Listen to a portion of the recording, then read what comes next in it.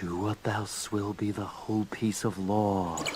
Reading is something that has been long forgotten as a pastime to most people. I know some people still read, I still read, but it's almost impossible for us to think now about a book changing the world, especially one that I bet you've never heard of. So, to dictate this, I want you to imagine something. Imagine you're born on the 27th of September, 1840, back into a world of Victorian times, out-of-date labor laws, and the golden age, some people would say, of European civilization. I want you to imagine that you're born to an American family, a prestigious military family, and you want to follow in your parents' footsteps. You graduate second in class at the U.S. Naval Academy. You serve your time in conflict, but you prefer the old ways rather than the new age of steam. As you are working your way up the naval ranks, you see the British build the HMS Dreadnought, a ship that had a whole class of ships named after it. If you've ever heard of a Dreadnought class of ship, it was named after the HMS Dreadnought. It was one that floated on the waves as a ship of steel. It could obliterate anything that came in its path, made out of wood. It was one of its kind, and it was nigh impossible to destroy. So what do? Well, after your time in conflict, you begin to lecture naval history at the U.S. Naval War College. You begin to refine your ideas based on the old way of ships, not this new age of trade interdiction. No, that's too simple for you. What you want to focus on is grand battles, decisive hammer strikes that end wars in a single hit. Naval combat is fast, quick, and destructive. So you begin to write, and you will write one of the most influential books in history, although you won't know it yet, and you won't live to see its full effects. You write The Influence of Sea Power Upon History at the ripe age of 50. And you are Alfred Thayer Mahan. Now, before we get into the influence of sea power upon history, aka the Naval History Manual that destroyed the world, or what was left of the old world, I need to ask you some things. What is it like to look at the world change in front of your eyes? We've all lived through that collective 2020 experience. So let me ask, what do you think it would be like to watch the Victorian world corrode and decay in front of your eyes? What if I told you it was your fault? What if I told you that by you writing this book, you would inadvertently cause a series of events that would destroy the old world? Would you still write it? If I went back in time and told you, would you still publish it? Someone so steeped in 18th century good showmanship, would you? Would you like, comment, and subscribe?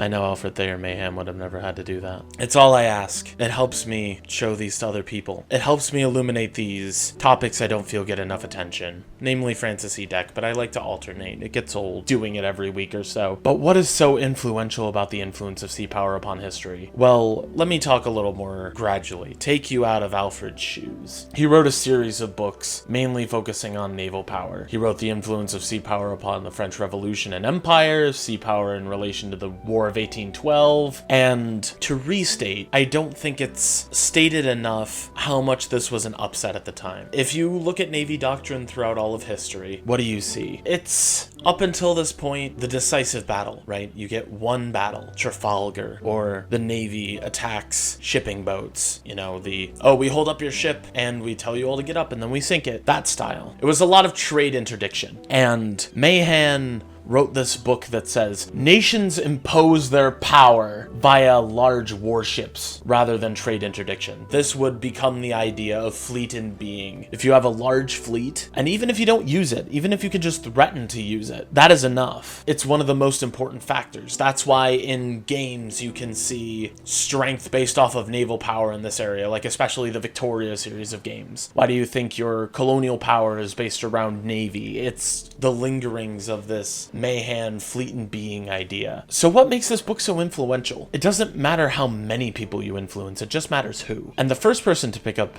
your book after it will be published, putting you back in Alfred Thayer Mahan's shoes. You published this book in 1890. You will then get a letter 8 years later from the American Secretary of the Navy, Theodore Roosevelt, saying that your book is going to be a classic and he will eat his own hat effectively if it isn't. And this strikes at a weird period in American history. It doesn't really matter what you have to say now, opinions vary, but back in this time, it's well documented that the American people hungered for expansion and and hungered for imperialism. They had their eyes on Cuba, they had their eyes on the Caribbean, they had their eyes on all of these islands that were controlled by Japan and Spain, maybe even the Philippines, but they mainly wanted Cuba. And Teddy Roosevelt, as the Undersecretary of the Navy and reading this naval manual, began to advocate for these ideas and even prepare in advance for war with Spain or any of these other possessions. When eventually you get the incident on the USS Maine, jury's still out on that one, but there have been multiple investigations into this, which are inconclusive at best and targeted at worst. And before the incoming Spanish-American conflict, Teddy Roosevelt is ready. He has ships coaled and off the coast in Hong Kong and ready to strike on the Philippines before war is even declared. Now, the American Navy is amazing in this conflict. Yeah, 3% hit rate might not be good by today's standards, but by then that was considered double the rate of the time. The Spanish Navy was annihilated and America triumphed based on the two ways that it's known in the United States as the Splendid Little War versus Spain's The Disaster. I think you can tell who came out of that on the better side. The United States didn't get Cuba, but Theodore Roosevelt advocated to bring Mahan's ideas to fruition by securing all of these coaling stations deep in the Pacific and securing these routes to them, which American warships would go to fuel and stock themselves and dominate the Pacific in accordance with Mahan's book. Now, if this were the only influence it had, I wouldn't be writing this video or recording this video to begin with. But the main thing I want you to pay attention to is the next one, because this got into the hands of a man called Ludwig Borkenhagen. In the same year as the Spanish-American War, there was a single man who translated this book into German, and he was so enamored with this book that it was distributed to every single naval vessel in the entire German Navy. And this got to German Admiral Tirpitz. And after it got to Tirpitz, he was so enamored with this book that it got to the ears of Kaiser Wilhelm II. Now, this was purposeful. Don't let yourself fool yourself into thinking that this was an accident. You as Mahan are watching this from across the sea. As this gets into the hands of the Kaiser and Tirpitz, you see the first German naval laws go into effect to get Germany a quote-unquote place in the sun. There's going to be about 5 of these up to 1914. But Tirpitz's main focus was on naval buildup of battleships. By this time, the idea that the Germans had of how they were going to beat the British if they ever were to get into a war with them, which after Bismarck had left was more of a possibility than they would have thought before, because the Germans would eschew the idea of Bismarck's "in a world of 5 powers, you want to be 3, by chaining themselves to the corpse, aka Austria-Hungary, instead of sticking with keeping the British and the Russians on the good side like Bismarck wanted them to, but that's a whole separate video in and of itself. I could go on forever about Bismarck. Tirpitz's idea was to focus on battleships and get this grand navy to contest the British for their place in the sun. This is what's called the German Anglo naval arms race. And on the German side, it is really just using different crises to escalate the current naval buildup. There'd be 5 of these naval laws, and the first of which was the Boer War. There was an incident where 3 German cruisers were trying to bring material aid to the Boers because, in classic 1800s fashion, the Germans considered themselves a racial ally, quote-unquote, of the Boers, so they were trying to send them material aid. Now, of course, the British were like, oh, sorry, this is, whoops, tee-hee, and they let them go. But to the Germans, this was a insult, and they would push through a naval law on Tirpitz's suggestion to double the amount of battleships in the German Navy from 19 to 38. And as this keeps going, Tirpitz would continue to seize moments of crisis to enlarge the size of the German Navy, to try and realize the fleet in being. Because the whole idea is you're gonna throw this giant fleet at the British Navy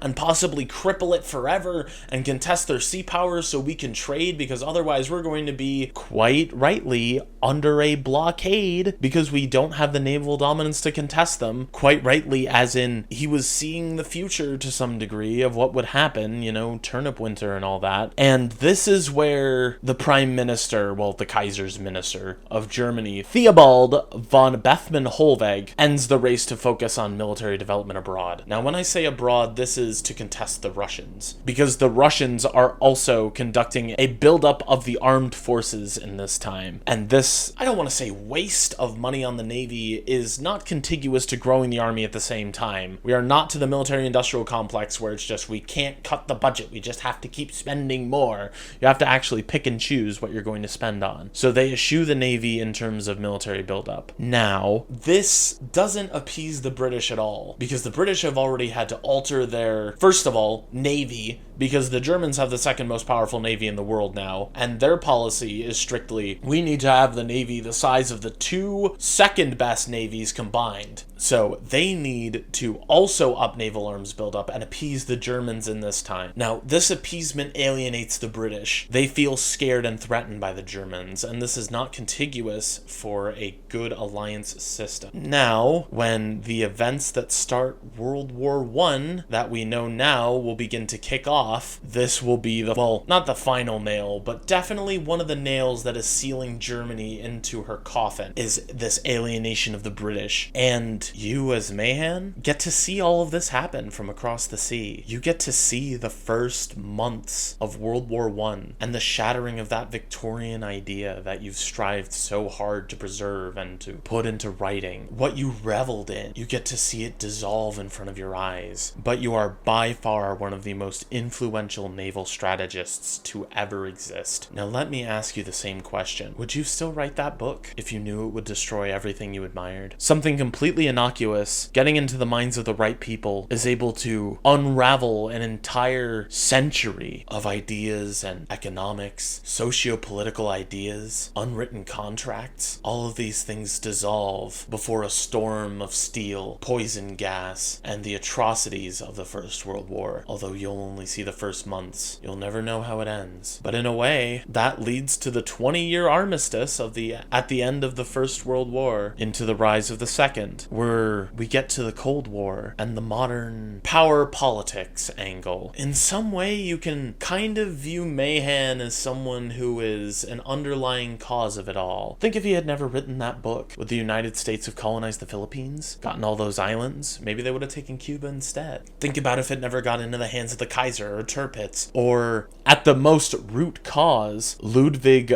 Borkenhagen. Imagine if it never got into his hands, what the world would have been. Would we have even had a First World War? Would Britain have stayed neutral? It's an odd thing to think about, but sometimes it is not good to be complacent. Just because it's different doesn't mean it would be better. And if I were Alfred Thayer Mahan, I think I would be content with writing one of the most successful books on naval strategy to begin with, because I don't think I'd be able to stand if I lived any longer to see what the world would become. Most importantly, before we go out, I just wanted to thank you for watching. Very few people make it to the end of these things, and it means a lot. I put effectively all of my free time into this project, and I hope you'll aid me along the way. It really means a lot. Do whatever you can to support me, even if it's just watching this video. A like, a comment, and a subscription are always appreciated. Helping the numbers go up really does help me. But you just being here is enough, and I want to validate you that you are making the right decisions. It'll be alright. So, I assume next week is probably going to be some vitriol from Francis E. Deck. So if that sounds interesting, stick around. Or catch up before that happens. But anyway, thanks for watching. Have a great rest of your day.